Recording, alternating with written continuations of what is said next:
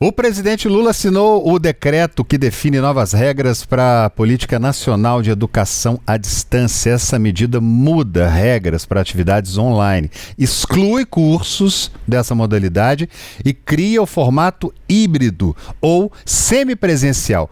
Assunto que vem gerando muita polêmica devido a opiniões diferentes, cada um tem uma opinião diferente, e sobre essas novas diretrizes nós vamos conversar agora, receber aqui no Tempo News a presidente do Conselho Estadual de Educação de São Paulo, que é a Maria Helena Guimarães, a quem eu dou muito boa noite e já agradeço pela presença aqui com a gente no Tempo News.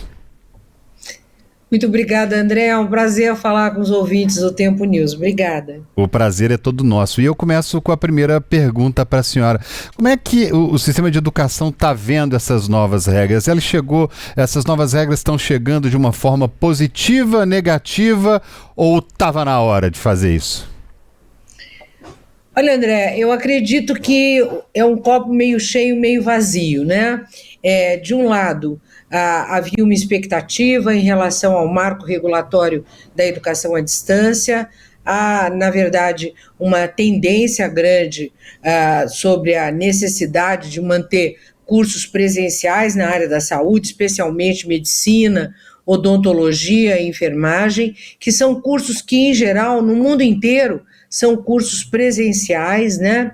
Mas, de outro lado, o decreto não dá conta de aspectos essenciais, né? Como a questão da supervisão, da avaliação, da transparência dos dados, né? Do acompanhamento. Quer dizer, o decreto ele tem limites assim bastante claros em relação a isso, porque, por exemplo, não fica claro por que o curso de Direito não pode ser um curso semipresencial, né? Essa nova modalidade que foi criada, que é de um curso híbrido.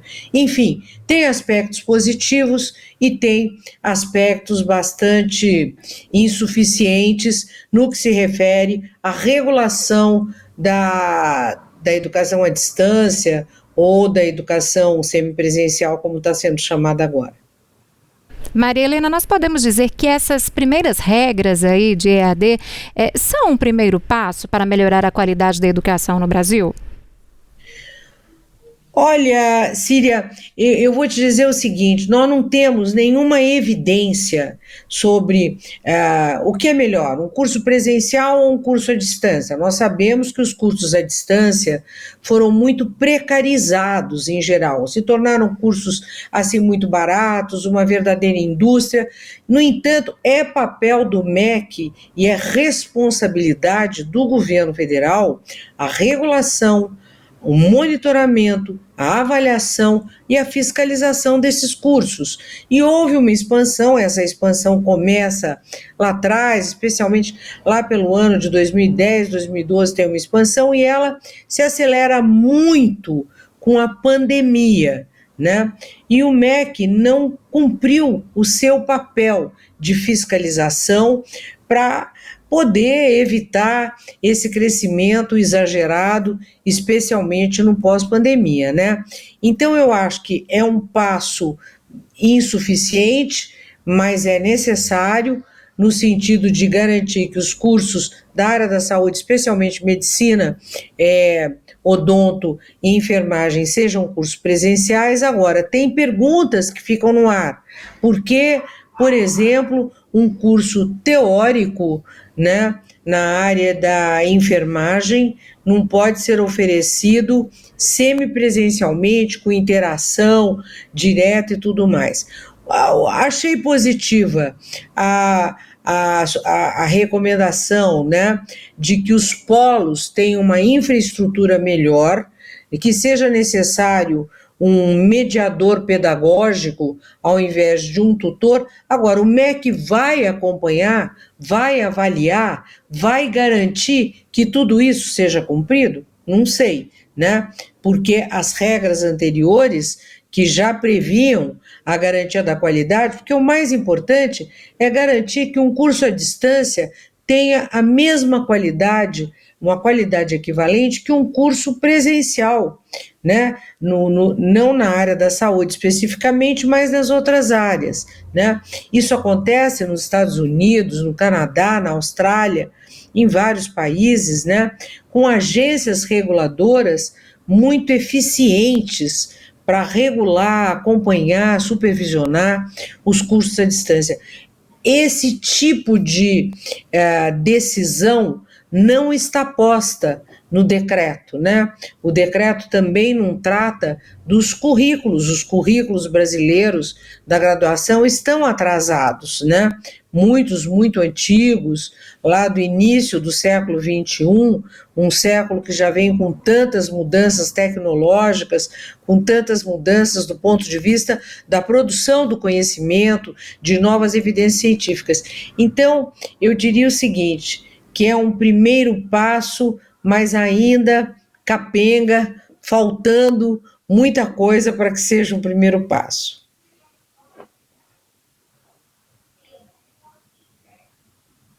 Agora, falando de Brasília, tem uma pergunta para a senhora também, para participar com a gente aqui, né, Larissa? Sim, sim. Perdão, gente, esqueci de abrir meu microfone. Maria Helena, acompanhando o que a senhora estava dizendo a respeito da necessidade de fiscalização, né? Lendo sobre as novas regras, eu também fiquei me perguntando como seria feito esse acompanhamento, né? Esse monitoramento das novas regras e de possíveis novas regras que venham a ser implementadas. A senhora acredita também que esse seja um ponto, digamos, um ponto fraco dessa nova política de educação à distância? É de fato um ponto que precisa ser melhor elaborado num curto prazo pelo governo?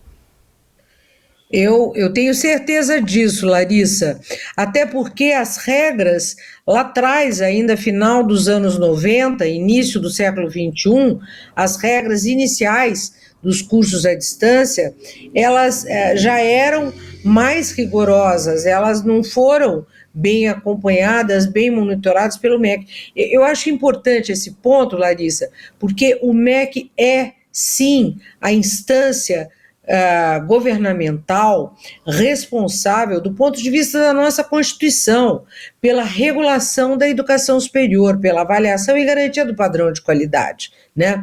Os estados e municípios respondem pela educação básica, mas o MEC é o responsável quase que exclusivo, com pequenas exceções, da oferta, da regulação, avaliação e fiscalização da educação superior. E o MEC não estava fazendo isso, tanto é que aprovou muitos cursos à distância e isso se transformou em algo, de alguma maneira, até prejudicial a muitos alunos que se inscreveram para fazer cursos que não ofereciam qualidade. Então, o que eu vejo? Eu não tenho nada contra a educação à distância e a literatura, as pesquisas mostram que é possível oferecer uma educação à distância de boa qualidade desde que ela seja oferecida com um sistema de credenciamento adequado, com avaliação adequada, com acompanhamento adequado. E é isso que precisa ser feito, não é só dizer, olha, 30% vai ser à distância, o resto vai ser presencial. Isso é pouco, né, para que realmente o curso garanta a qualidade, porque nós temos muitos cursos presenciais muito mal avaliados pelo Ministério da Educação. E o que vai ser feito com esses cursos que são mal avaliados e que não apresentam bons indicadores? Então, eu tenho, assim, a consciência, a convicção de que não há uma oposição entre curso à distância e curso presencial do ponto de vista da qualidade. Existe, sim, uma questão importante que está na esfera da regulação, da avaliação e do acompanhamento. Entendeu, Larissa? É um primeiro passo tímido e que precisa ser acompanhado para ver se o que vem depois realmente vai fazer diferença. A gente está acompanhando aqui, né, as palavras da presidente do Conselho Estadual de Educação de São Paulo, que é Maria Helena Guimarães. A gente sabe que a senhora está com um tempo bem corrido, mas uma última perguntinha aqui, que eu fiz uma provocação aqui no início do jornal e queria que a senhora respondesse para a gente. Com essas mudanças, as pessoas que já fazem cursos à distância, já estão ali no meio do caminho, já pagaram, ou que pretendem fazer algum tipo de curso à distância, existe alguma possibilidade de um prejuízo? Por exemplo, a pessoa já começou a fazer o curso, dá para ficar com medo aí? É perigoso ter um prejuízo, ter que refazer tudo de novo depois ou não?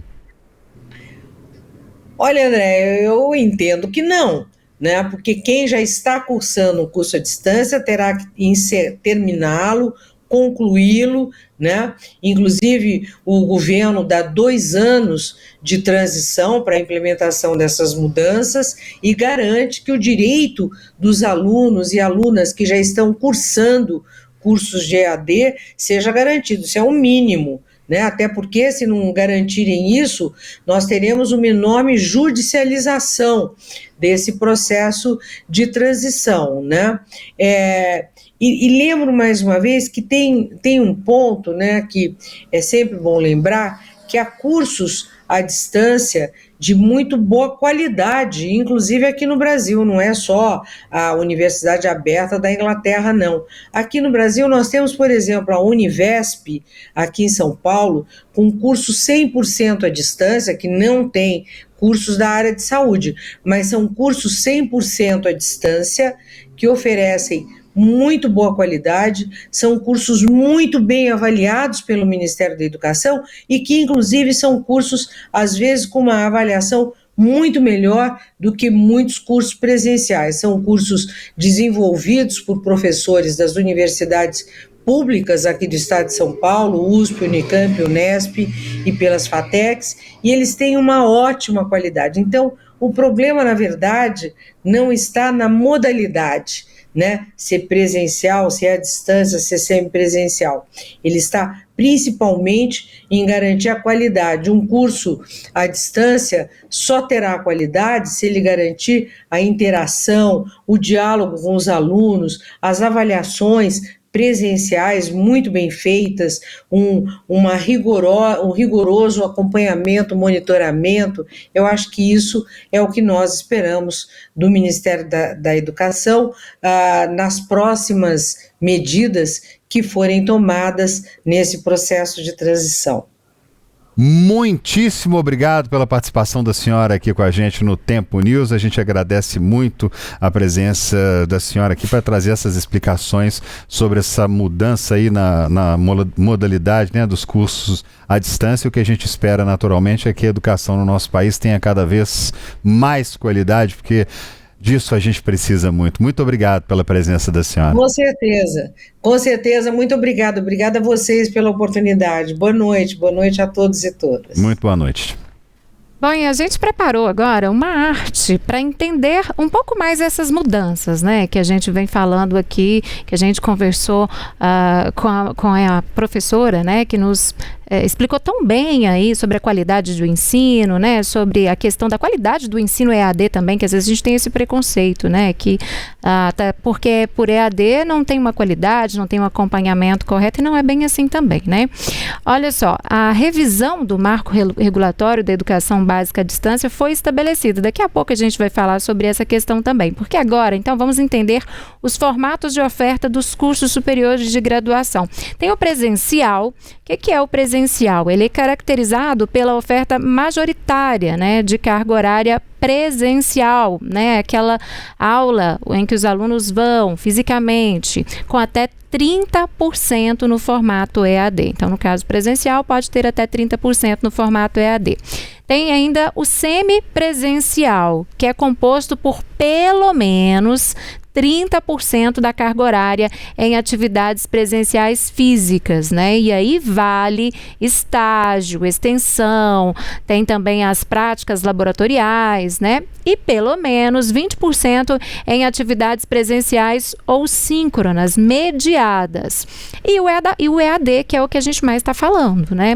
Que é aí caracterizado pela oferta preponderante de carga horária à distância e com limite mínimo de 20% das atividades presenciais ou síncronas mediadas com provas presenciais. Agora, cursos EAD que estão suspensos, né, que serão obrigatoriamente presenciais. Primeiro deles, medicina, e a gente até conversava hoje mais cedo aqui na redação, eu e o André, né, poxa, é legal EAD, ensino à distância, mas e o médico que forma EAD? Será que dá para confiar? Será que dá para ter uma qualidade nesse ensino, né, à distância? Porque hoje a gente pensa em medicina, a gente já pensa na prática, no aprendizado, né, no hospital escola, né, os estudantes ali colocando a mão na massa. Então, medicina, obrigatoriamente presencial, também mais um curso tradicional que é o direito, odontologia, que é bem parecido ali a questão da medicina, né? A pessoa vai fazer uma cirurgia, vai extrair um dente, vai fazer uma cirurgia de gengiva, né? Tem que ter prática, tem que ter contato com o professor, tem que ter um acompanhamento de perto no processo de aprendizagem, né? Curso de enfermagem também, que rendeu bastante polêmica. Tem muitas pessoas se manifestado contra essa decisão nas redes sociais, até mesmo pela questão de acesso. Muitos profissionais, estudantes, né, que querem ser profissionais, moram em regiões que não têm acesso direto à faculdade. Muitos aproveitam aí, então, a tecnologia para aprimorar o conhecimento. E psicologia também nessa lista. Então, repetindo, medicina, direito, odontologia, enfermagem, psicologia, cursos EAD, obrigatoriamente presenciais. Agora, Larissa, incluo você também nessa conversa aqui conosco, essas novas regras, né? Hoje eu estava pesquisando na internet e vi algumas pessoas já colocando essa questão, essas novas regras, porque tem também a modalidade semipresencial EAD, foi determinada a presença de um mediador pedagógico nesses dois modelos.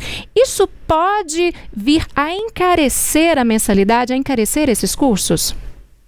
Olha, Síria, eu vou deixar essa resposta para os especialistas mesmo, né? Eu não sei se isso teria como a gente viabilizar sem aumentar, por exemplo, o preço do curso, ou se algum outro profissional ali daquela instituição de ensino poderia ser deslocado de função, enfim.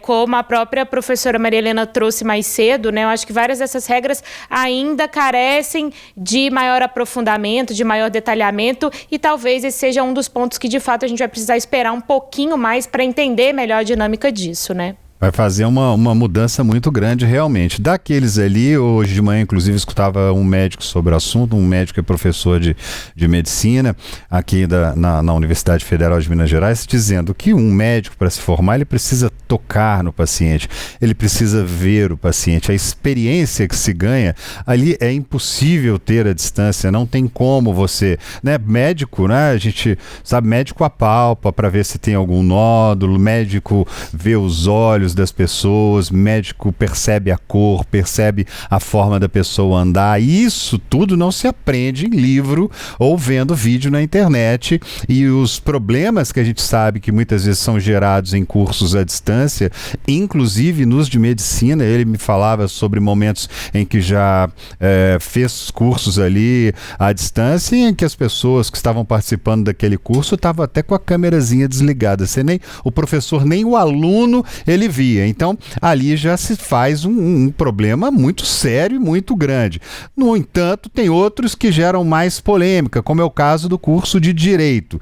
Curso de Direito, a pessoa fala, mas é um curso mais teórico, é um curso, fica mais fácil, a pessoa consegue aprender à distância. No entanto, é outro curso também que depende de olhar, depende de conversa, depende de um profissional do direito conversar com uma pessoa, sentir o que está acontecendo ali. Isso tudo engloba uma série de questões que certamente estão sendo construídas ao longo desse tempo, desde aí mais ou menos que a gente estava falando da época da pandemia, que começaram a surgir mais esses cursos, e que agora sim a coisa está sendo aprimorada para chegar num ponto melhor, num ponto de equilíbrio, para que essa educação se torne de qualidade. E como a Síria comentou aqui agora, você comentou também, os custos, né, tendem ao que tudo indica, tendem a subir. Que uma coisa é você atender ali 20, 30, 40, 50 alunos ao mesmo tempo via internet e ter espaço físico para isso, manter uma sala limpa, manter uma escola limpa, profissionais trabalhando, aí você pega alimentação, você pega estacionamento, uma série de coisas que, ao que tudo indica, sim, em muitos momentos, para muitos cursos, vai aumentar o custo ali, no final das contas, para quem quer estudar, né, Síria? Com certeza, né? E muito bem colocado essa questão, né, André? Às vezes a gente usa e a tecnologia está aí para nos ajudar em muitos pontos, e às vezes a gente faz uma consulta, né, online. Ajuda muito, agiliza bastante. Quando é um caso mais simples, uma situação mais fácil de se resolver, né? Agora, nada substitui, né, uma consulta que você vai, conversa com o médico presencialmente, então ele te examina, mede a pressão, né, percebe a questão da febre, conversa, tem toda uma troca, né? Então há um preparo para esse profissional, ele te atender, fazer esse atendimento em uma consulta, né? E esse preparo, com certeza, é no processo de formação. Então tem toda essa questão também, né? No processo de formação, ali na faculdade de medicina, né? Nesse acolhimento que tem durante as consultas desses pacientes, então já vai, esses profissionais, futuros médicos ali no processo de aprendizado, eles já vai entrando no ritmo, né? Então, tem que ter todo um cuidado para não se perder de fato essa questão do contato, muito importante essa decisão relacionada ao curso de medicina, né? Medicina e odontologia também, que segue aí como psicologia e também direito, como o André bem colocou. Bom, a gente já falou um pouco mais cedo, mas vamos reforçar essa questão dos formatos de oferta dos cursos superiores de graduação. Então, quando a gente fala que presencial, gente, é caracterizado então por maior oferta de carga horária presencial, física, né? Que o aluno vai na sala de aula, vai no laboratório, tem contato direto com o professor. E aí deve ser de até 30% no formato EAD. Agora tem o semipresencial, o próprio nome já diz, né? Que é composto por pelo menos 30% da carga horária em atividades presenciais físicas. E aí a gente falava da questão do estágio, cursos de extensão, práticas laboratoriais também, que são extremamente importantes, né? E pelo menos 20% em atividades presenciais ou síncronas mediadas. E o EAD, que a gente mais está falando sobre esse tema, né? Que é esse ensino caracterizado aí pela oferta, maior oferta de carga horária à distância, né? Usando a tecnologia, o celular, o computador, com um limite mínimo de 20% de atividades presenciais ou síncronas mediadas, né? E com provas presenciais. Esse é um ponto importante também dessa questão, né? As provas são presenciais, então você pode até fazer as aulas ali ao vivo, assistir vídeos em plataformas que as universidades disponibilizam, mas na hora de mostrar o conhecimento, na hora de fazer uma prova, você tem que ir pessoalmente. A prova é escrita ali, é física, né? Você vai presencial, então, mostrar o seu conhecimento ali fazendo uma prova, André.